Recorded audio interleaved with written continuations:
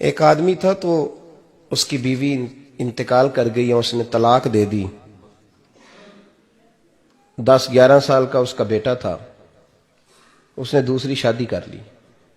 ایک دن اپنے بیٹے سے کہنے لگا, بیٹے وہ سگی اماں ٹھیک تھی یا یہ والی ٹھیک ہے؟ تو بیٹا کہنے لگا, ابا جی یہ ٹھیک ہے, وہ سگی امی جھوٹ بڑے بولتی تھی, سگی امی جھوٹ بڑے بولتی تھی, جھوٹی تھی, یہ سچی ہے. اس نے کہا, بے وقوف تیری ماں جھوٹی تھی. اس نے کہا, ابا بڑی. کہا کس طرح؟ کہنے لگا, ابا جی میں نا کبھی, آپ کو پتا میں شرارتی ہوں, کبھی میں شرارت کرتا تھا نا, کوئی برتن توڑ دیتا تھا تو میری سگی اماں مجھے تھپڑ مار کے باہر نکالتی تھی. کہتی تھی میں تالا لگاؤں گی باورچی خانے کو, تجھے ساری رات روٹی نہیں دینی, تو آج بھوکا ہی رہے گا, بالکل نہیں دینا, ساری رات نہیں دینا. بڑے دعوے کرتی تھی, قسمیں اٹھاتی تھی, پر بڑی جھوٹی تھی. آدھا گھنٹہ بھی نہیں گزرتا تھا تو گلیوں میں مجھے ڈھونڈنے لگ جاتی تھی, ڈھونڈ کے لاتی تھی, ڈھونڈ کے, اور لا کے نا تو غلطی میری ہوتی تھی, رونا میری اماں شروع کر دیتی تھی. وے اوے مینوں نہ ستایا کر وے پترا. پھر میری مرضی کا کھانا مجھے پکا کے دیتی تھی, میری مرضی کا. اور پھر میری اماں مجھے تحفہ بھی دیتی تھی. ابا جی وہ جھوٹی تھی, پہلے کہہ رہی تھی ساری رات نہیں دینا, اب آدھا گھنٹہ. یہ بڑی سچی ہے, جواب بھائی ہے. میں شرارت کرتا ہوں تو تھپڑ مار کے نکال دیتی ہے, کہتی ہے روٹی نہیں دینی.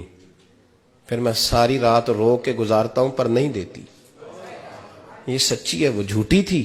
تو ماں کے درد کو کیا سمجھے؟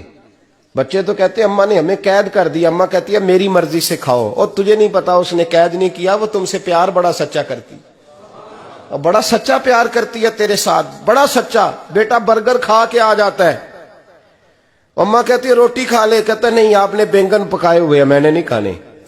تو اماں منتیں کرتی ہے, کہتی ہے چل توں دس کی کھانا ہے, تینوں سیویاں نہ بنا دیاں, فٹافٹ دال پک جائے گی, کیا کھائے گا؟ ابا جی میری طرح قریب سے کہتے ہیں چھڈ پرا, بھوک لگے گی تو آپ ہی کھا لے گا. لیکن اماں کہتی ہے اس نے روٹی نہ کھائی تو مجھے نیند نہیں آئے گی. تو اس درد کو سمجھنا. میں غلام ہوں ایک آستانے کا, اور میں سمجھتا ہوں جو کسی کا مرید ہی نہیں اس پر تو سایہ ہی نہیں, اسے چاہیے کسی بزرگ کا سایہ حاصل کرے. لیکن بھائی یہ بات بھی بڑی سچی ہے کہ میرے جیسے پیر کے ہاتھ میں 5000 روپیہ نذرانہ دو نا, پیر صاحب دعا کرنا, تو پیر صاحب نے دعا پکی یاد کی ہوئی ہے سب کے لیے, رٹی رٹائی, اللہ خیر کرے اللہ بھلا کرے, اور سب کے لیے رٹا لگایا ہوا ہے. اور اماں کو بیٹا ویسے ہی کہہ جائے, ویسے ہی, اماں میں انٹرویو دینے جا رہا ہوں ذرا دعا کرنا, وہ بیبیاں منگا کے دعائے تنجینہ پڑھانا شروع کر دیتی ہے, اور ساری رات مسلح پہ بیٹھی. اس درد کو سمجھنا. اور بھائی بڑا ویل ڈریس بیٹا ہوتا ہے, ویل ڈریس نوجوان, وہ 18,000 کا جوڑا پہنتا ہے, 7,000 کا جوتا خریدتا ہے, وہ قیمتی قسم کی گھڑی استعمال کرتا ہے. لیکن اسی بچے کے جب اپنے بچے ہوتے ہیں نا تو بی بی کو کہتا ہے یہ لے 10,000 روپیہ, بچوں کے کپڑے خرید لے, میرے صحیح ہیں ابھی کل ہی تو خریدے تھے.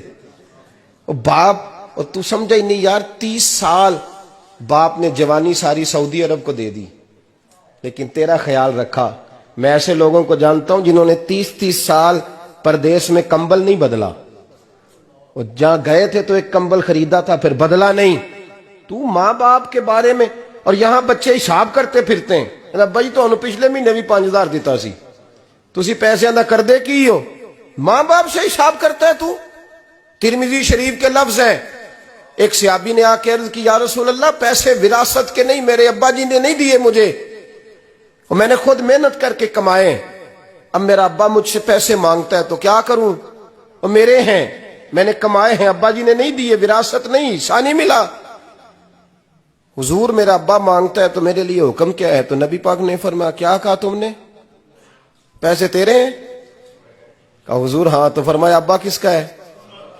کہا یا رسول اللہ میرا. تو فرمایا اگر تو اپنے والد کا ہے تو تیری ہر شے تیرے والد کی ہے, تو بھی تیرے والد کا ہے تو تیرا مال بھی تیرے.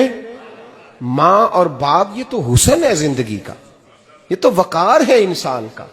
جب تک ماں باپ کا ہاتھ پکڑ کے چلو گے نا رستے سیدھے رہیں گے, اور جس دن انگلی چھوڑ کے سڑک پہ نکلنا پڑا نا سر چکرانے لگے گا. یاد رکھنا.